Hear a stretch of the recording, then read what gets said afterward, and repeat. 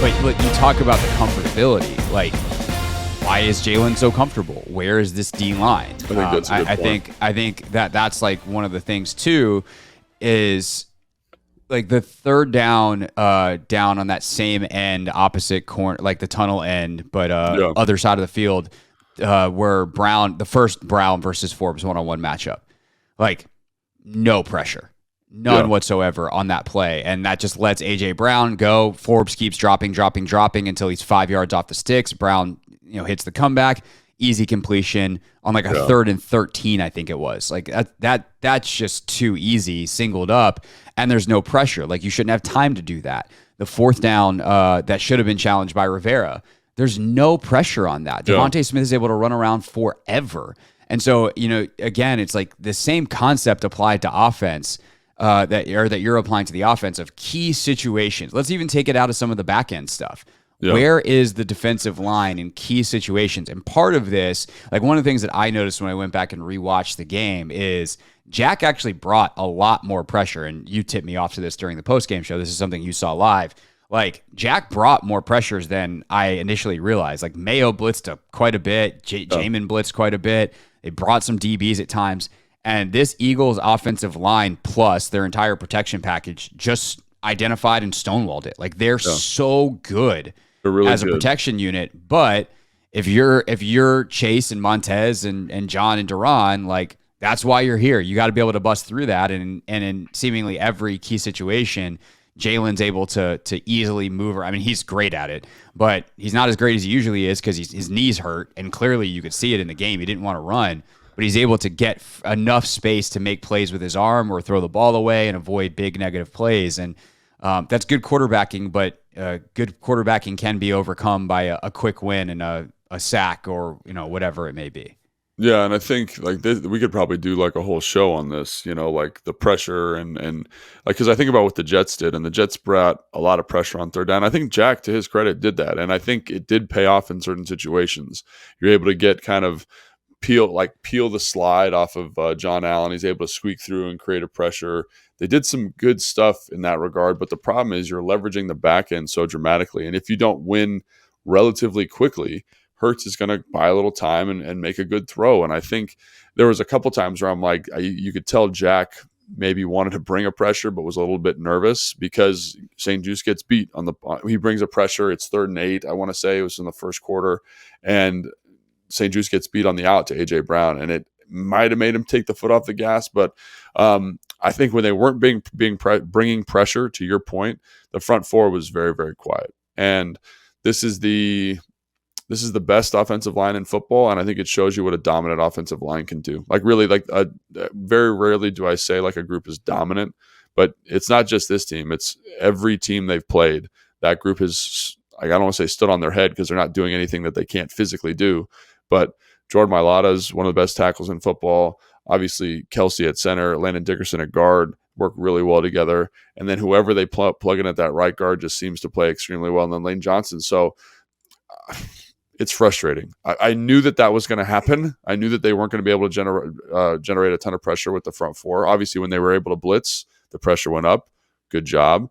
To me, the front four against those 5 guys, when it's not in the run, are at a little bit of a disadvantage for whatever reason. And there's a lot that goes into that from a defensive line standpoint. Like when you're rushing a mobile quarterback, makes you a little bit more tentative, all those things. But man, it was tough. It was tough to go back and watch that because like in all of those big explosive pass plays, the line is very, very quiet. And that's kind of the same thing we talked about in the Chicago game. The line would create pressure, but not on the explosive plays.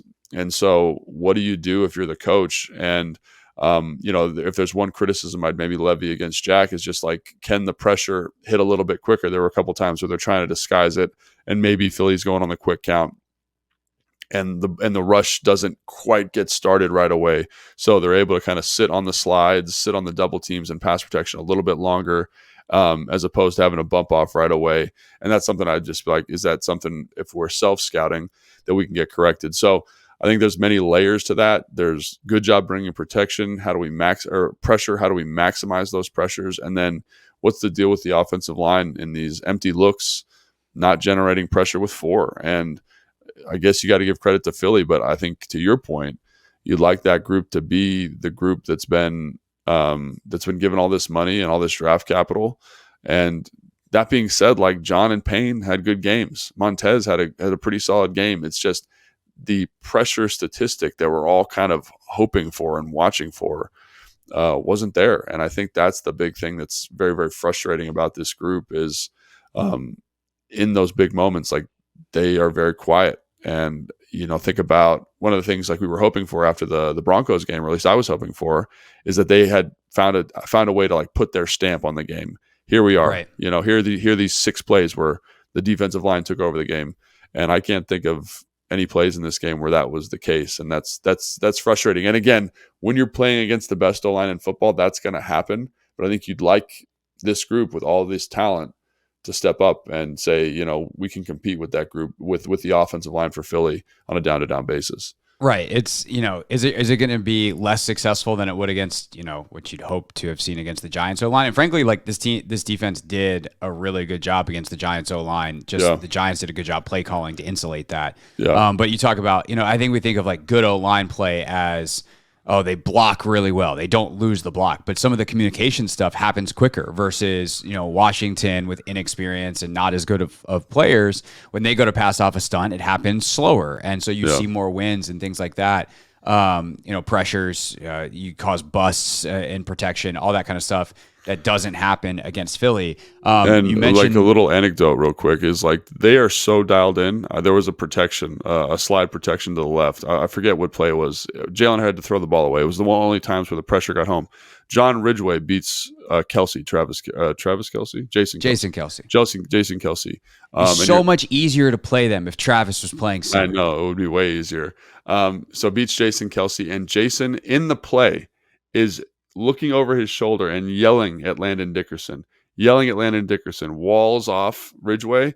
Jalen Hurts steps up, throws the ball out of the way, and he is pointing in his face. And I was like, that's the standard there.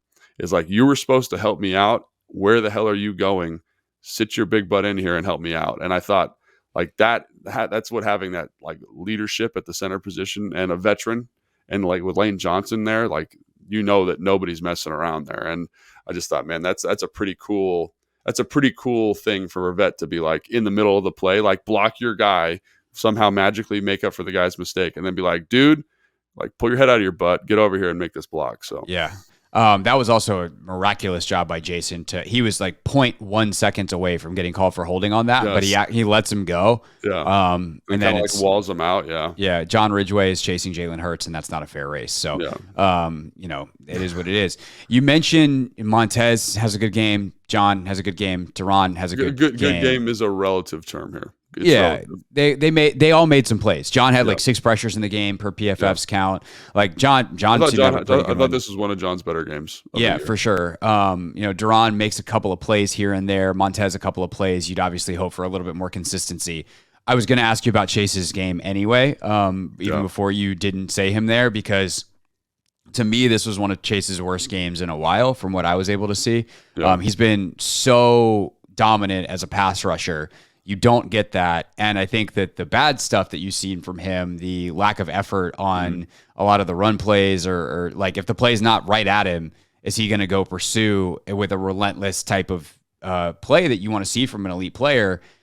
It's like I saw that a lot, that it's not there. And it felt like in a lot of situations, he's playing patty cake with Jordan Mailata. And I know it can look like you're playing patty cake when you're trying really hard, because Jordan Mailata is like 6'8", 400 pounds, and is just a monster. He's so good at left tackle. So I don't want to necessarily say like, it's 100% because Chase isn't trying.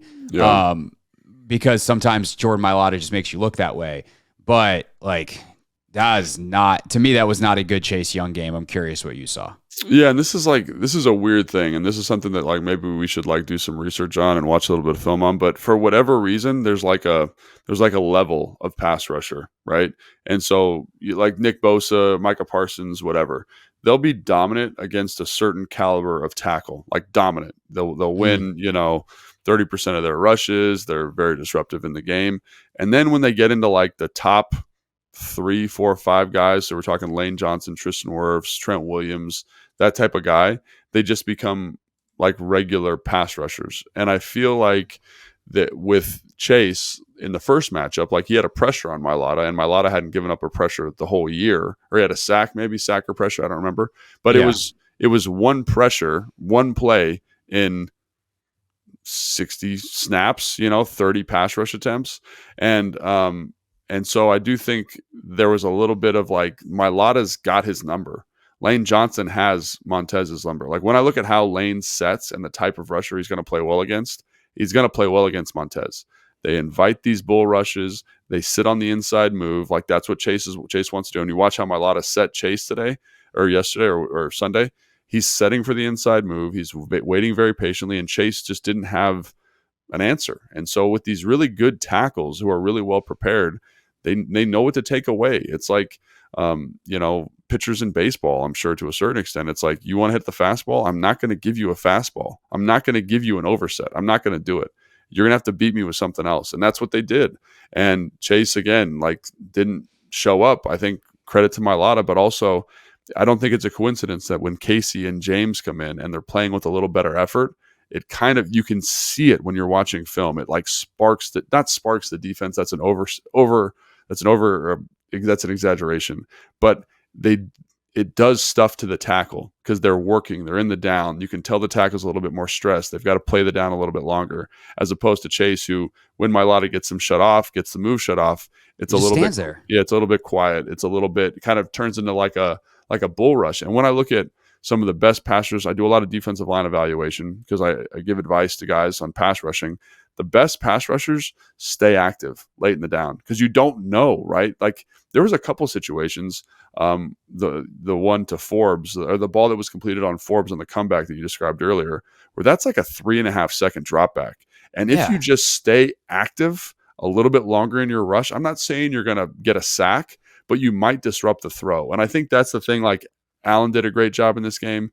Payne did a great job in this game of just, they didn't win all the time, but there was an activeness, an urgency to their play. Same thing with Montez. And you're kind of like, and I think that's the thing that's frustrating. And now they probably had a lot of yellow rushes, or kind of their base. I call them yellow rushes, kind of like their cautious rushes, these kind of bull rushes right down the middle, which are harder to win on. But at the same time, you can be active on those and be disruptive as well. So I do think there's, it's something you alluded to last week. And I feel like it popped up here in a more dramatic way for Chase. Like when your effort isn't always there, it leads to performances like this, which are kind of, it's not bad, but it's definitely not good. It's just kind of, you're out there. And I think that's frustrating if I'm a teammate or if I'm a fan watching him, for sure.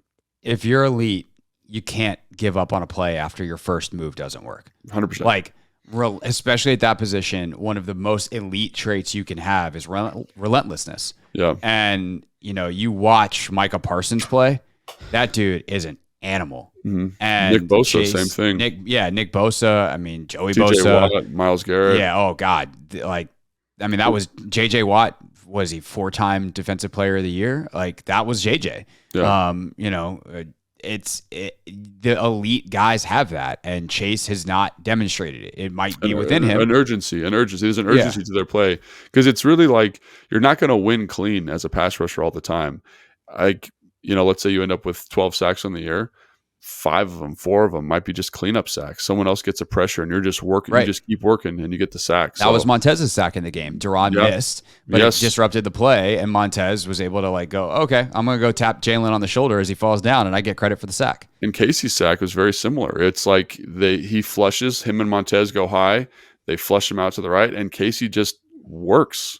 He just works his butt off, chases him down, and gets a sack. And it wasn't anything like technically great about the rush. It was just an effort thing. So also the difference on that one between probably like a 2-yard loss and a 2-yard gain. Yeah, because he's working his butt off. And same thing with the Montez one. I'm not, like the guys with good effort. Like, and on that play, Duran does a great job. It's an RPO. He skates the center. He's diving in the backfield to tackle him. He trips Jalen Hurts up, and then Montez is right there. So you see that effort. John had a bunch where it's a blitz, he's bull rushing, he's on a double team, the guy leaves, he sheds violently, and then he's creating pressure. And so I don't think it's a coincidence that those effort rushes showed up against a good offensive line. So and I got to go back and watch Chase individually for a more like in-depth analysis, but my high level thought after watching was like, it just didn't feel very urgent. And some of those other guys were much more urgent. Like even when James is in there and he's bulling on Lane, like, he's not going to win, but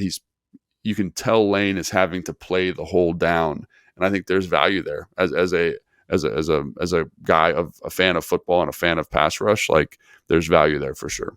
Yeah. One thing I like that they did too is they started a bunch of series with the twos in. Like they rotated a little bit more, and they were like, if these guys aren't going to come off the field when we want them to, or maybe we're trying to get these guys to James and Casey and Fedarian and Ridgeway to wear down these linemen a little bit. Then later in the series, if there's a first down, like we'll bring in the horses and have them go against some more tired guys. So that was one thing I liked from like a coaching strategic standpoint and noticed in the game was starting the series with James and Casey and Fedarian on the field a whole bunch.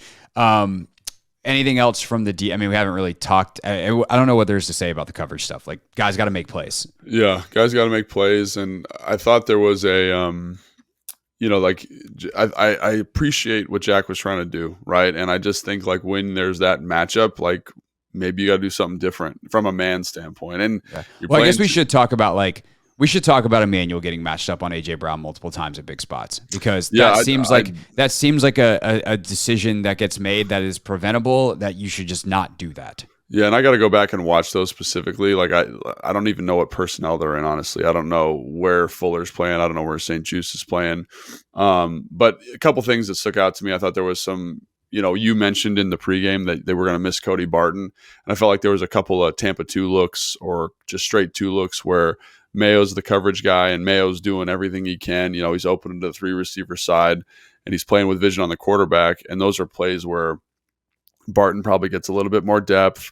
When the quarterback looks to the backside dig, he's able to push over and maybe get in the throwing lane. I'm not saying he's going to make a play, but just make the look a little bit cloudy. I thought that happened 2 or 3 times with Mayo, specifically on the backside dig. And again, like that's tough. You're open to 3x1. The rule is open to 3x1. I get it. He does it right. He's just like, all due respect to David Mayo, but like that's why he's a backup in the league. Yeah, and I think from a skill set, physical trait standpoint, he doesn't have the speed and quickness and size and length to get there. Right. And so like that's where you kind of miss a guy like Barton. And I think Jamin and Khalid did some good stuff, but they had some mistakes. But in terms of the secondary, like I don't know what to tell you. I really don't. Like, because in those man-to-man situations, at some point you got to win. And maybe that's an unfair ask versus AJ Brown, the way he's playing right now. Like maybe that is. I don't know. I really Can you win 5% more of the time? Not every time, but can you win instead of winning 20% of the time, can you win 25% of the time, Well, it's funny. Like I do think like it maybe even needs to be more than that, because like St. Juice does a great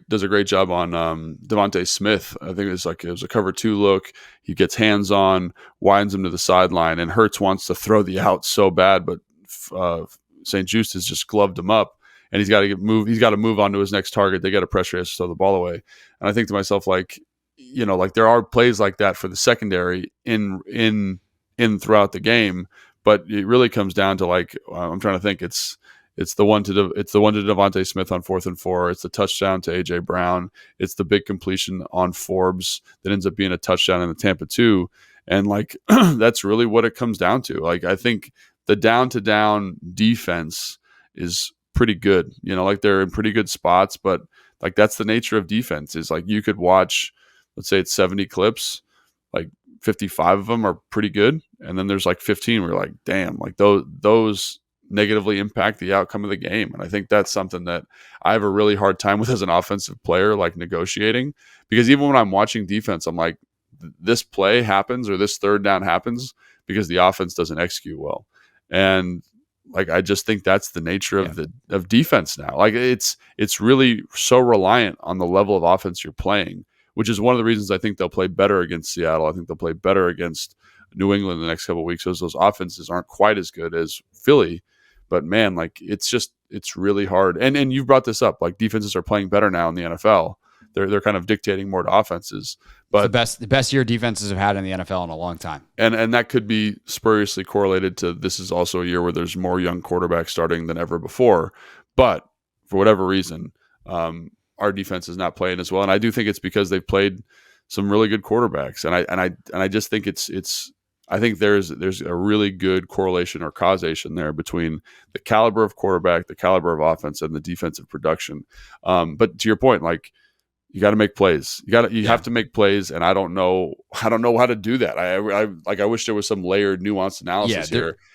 But I tried to ask that question to multiple people on Sunday, and I felt like a moron asking a question. I was like, how do you, and I realized what I was asking. I was like, you just have to do it. Like, there is no, like, the technique. I mean, ask Ron, and he's like, you got to play through the hands. And like, go look at the touchdown to Julio Jones. Danny Johnson is playing through Julio Jones's hands, and Julio almost rips Danny's arm off. Like, there's just nothing to do there except for be stronger and make the play. But like we joked, I just threw out a number, like, instead of 20%, 25%, how about 5%? Yeah. On the 15 targets to A.J. Brown and Devontae Smith, it's 15 catches. Wow. A.J. was 8 for 8. Devontae was 7 for 7.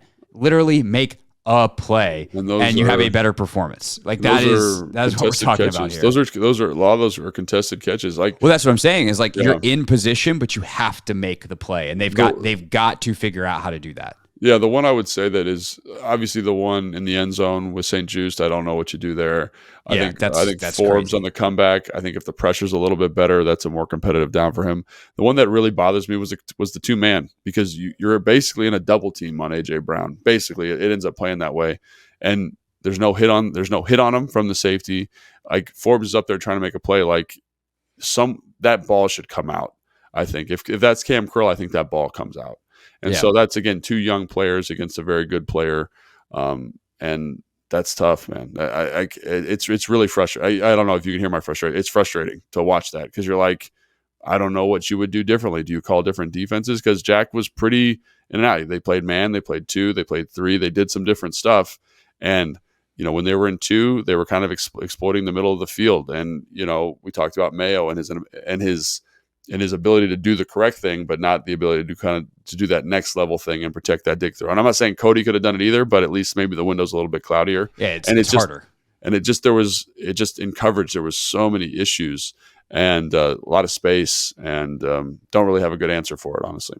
No, I mean, this goes back to a statement that I feel like I'm probably unfortunately going to say a lot more this year, but I kind of came up with it after everyone was griping about the offense last week. There is no play call that is execution proof.